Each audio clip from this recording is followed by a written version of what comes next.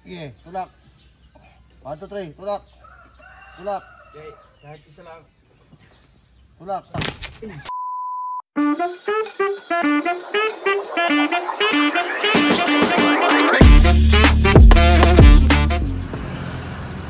Dito tayo sa may Aguinaldo Highway sa Gia, Aguila Glass. So ito yung client ng aking isa to sa mga client o pinaprovide niya ng mga customized sa salamin ng Unicorn. So sila yung ni-refer nila sa akin. Bali sila yung maggagawa ng molde, sila yung magtatanggal ng salamin ng ating bus, mag-i-install. Tapos yung gagawa pa din ng ating salamin, yung pa rin, yung si Unicorn. Magda-down payment tayo ngayon, tapos sa weekend, try nilang kuhain yung salamin dun sa bus para makagawa sila ng molde. So yun yung gagawin, yun yung plan natin. Sana maging positive yung feedback ng ating pagpapayos ng salamin. So yun, let's go!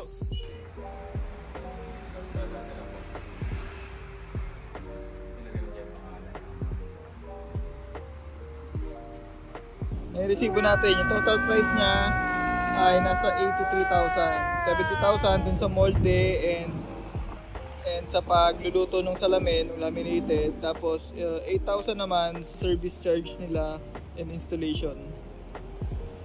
So antayin na lang natin sila na kuhain yung salamin dun sa Magallanes.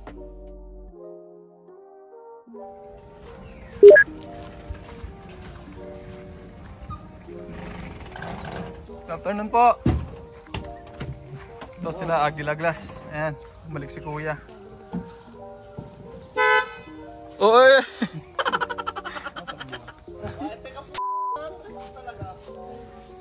Cambio. Kambya ha. Kahit basag yan, magagawa ng molde yan. Dito lang naman tumugol, di ka?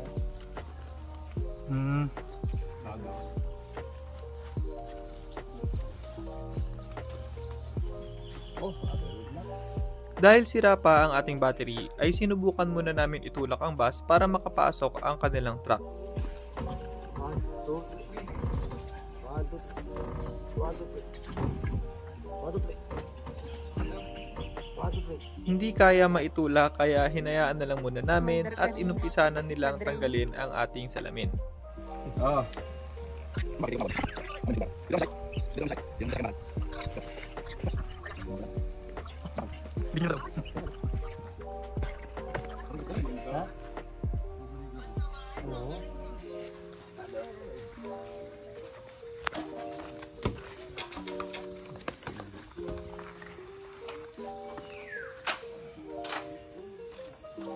Inunti-unti nilang dismantle o i-pry yung gasket sa gilid para mawala ang kapit ng windshield sa ating bus.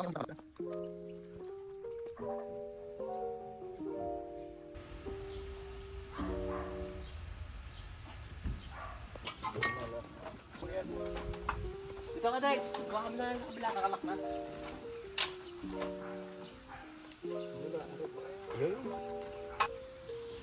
Kaya ko baka natin bang ako ng ano?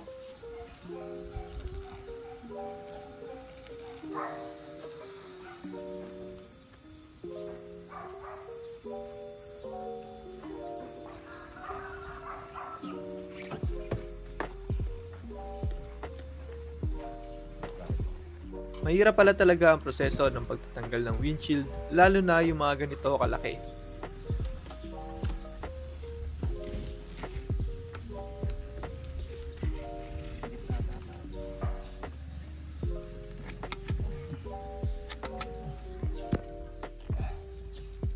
Pre, akit ka na sa loob. Akit ka na sa loob. Ah. Sige, tulak. 1, 2, 3, tulak. Tulak. Okay, kahit isa lang. Tulak.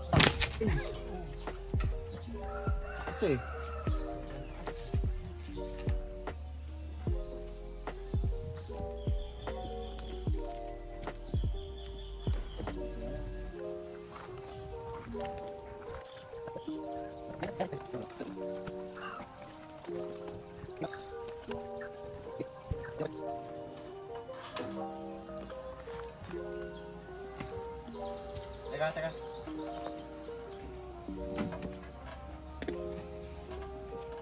Teka. Teka. Adikit pa yan. Malawis ko. Yung lining na yan, papalitan na rin yan. Hindi, ito pa rin na restore natin yan. Ah, i-restore yan? Original niya yan eh.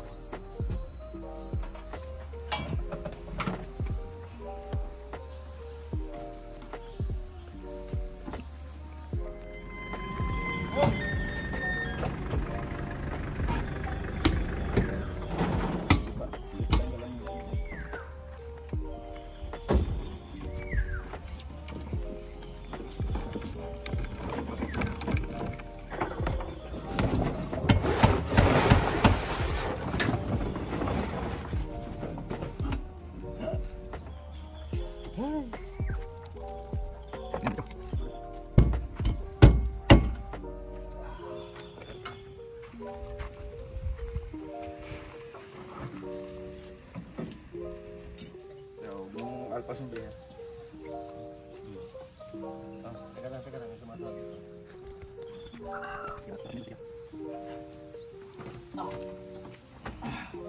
Buwan, bumabali. Hindi, panatag. Kasandal.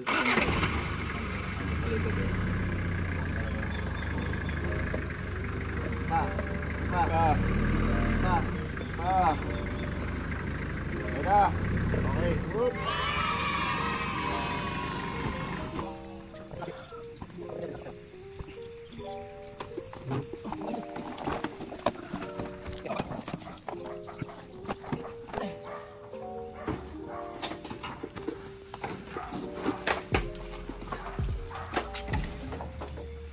Ayan na.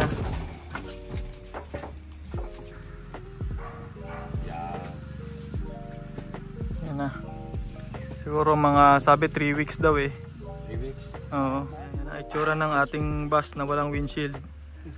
Ano yan? Kasi yung pre, ayos ko. Tali. Tingin na. Bakit na lang po si Bob?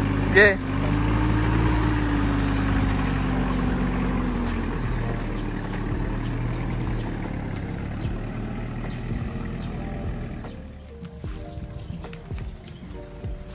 Tinake advantage na rin namin yung situation para linisang kaunti yung mga sulok sa may harapan ng bus na hindi naaabot kapag nakakabit ang ating windshield. Ha? Hindi pwedeng ganyan, Nelson. Bakit? Kulang dito. Ibaba mo kasi hindi naman yan nakikita eh.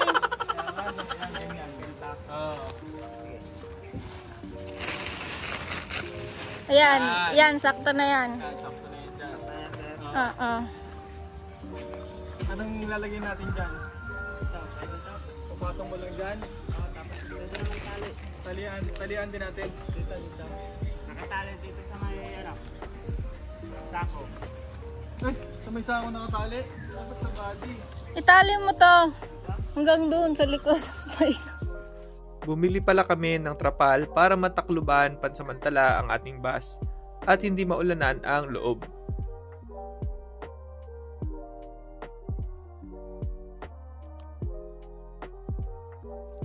Pinag-isipan namin kung paano ito maitali ng maayos dahil mga isang buwan pa bago nila ako mabalikan.